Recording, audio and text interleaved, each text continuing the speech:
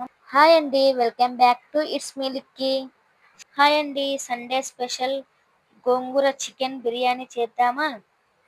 అది కూడా కుక్కర్‌లో చేద్దాం. 15 మినిట్స్‌లో అయిపోతుంది. ముందుగా హాఫ్ కేజీ చికెన్ తీసుకొని వాష్ చేసుకొని పెట్టుకోవాలి. 1 స్పూన్ పసుపు, 1 స్పూన్ కారం, 1 స్పూన్ సాల్ట్, 1 స్పూన్ జీలకర్ర మసాలా, 1 స్పూన్ గరం మసాలా కలిపి పెట్టుకోవాలి. కుక్కర్ పెట్టుకొని సరిపడా ఆయిల్ పోసుకోవాలి. బిర్యానీ మసాలాలు వేసుకోవాలి. ఆనియన్స్, పచ్చిమిర్చి, కరివేపాకు వేసి దోరదోరగా వేయించుకోవాలి.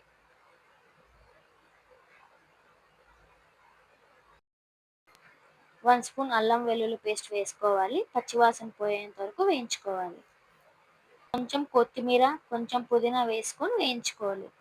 కొంచెం మెత్తగా అయ్యేంత వరకు వేయించుకోవాలి. తర్వాత 1 స్పూన్ కారం, 1 స్పూన్ సాల్ట్, 1 స్పూన్ పసుపు వేసి బాగా వేయించుకోవాలి. తర్వాత మనం ముందుగా కలిపి పెట్టుకున్న చికెన్‌ని అందులో వేయాలి. బాగా కలుపుకో 10 మినిట్స్ లో ఫ్లేమ్‌లో ఉడికించుకోవాలి మూత పెట్టుకొని. పక్కన ప్యాన్ పెట్టుకొని కొంచెం ఆయిల్ వేసుకొని గోంగూర వేసుకోవాలి. అందులో పచ్చిమిర్చి కూడా వేసుకొని బాగా వేయించుకోవాలి. గోంగూర అంతా మెత్తగా అయ్యేంత వరకు బాగా మగ్గించుకోవాలి. ఇలా కావాలి అంతా. తర్వాత మిక్సీ జార్ తీసుకొని గోంగూర పేస్ట్ అంతా దాంట్లో వేసుకోవాలి. తర్వాత మెత్తగా గ్రైండ్ చేసుకొని పెట్టుకోవాలి.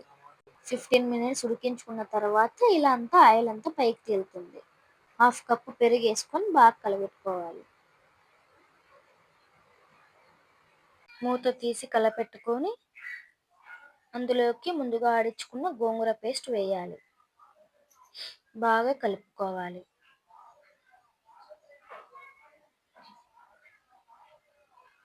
మొత్తం ఇలా రావాలి.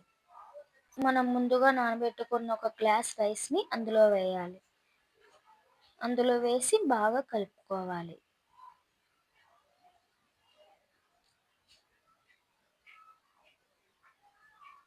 ఒక గ్లాస్ రైస్‌కి 1 ½ గ్లాస్ వాటర్ పోసుకోవాలి. పోసుకొని అంతా బాగా కలిపెట్టుకొని మూత పెట్టుకోవాలి. 2 విజిల్స్ వచ్చేంత వరకు వెయిట్ చేయాలి. 2 విజిల్స్ వచ్చిన తర్వాత గోంగూర బిర్యానీ రెడీ. చూడండి ఎంత బాగొచ్చిందో, అసలు ఎంత కలర్‌ఫుల్‌గా ఉందో చూడగానే నోరు ఊరిపోతుంది కదండీ! రైస్ కూడా బాగా పొడి పొడి ఉంది. ముక్క కూడా బాగా ఉడికింది. బాగుంది. Please like, subscribe. Thanks for watching. Bye bye.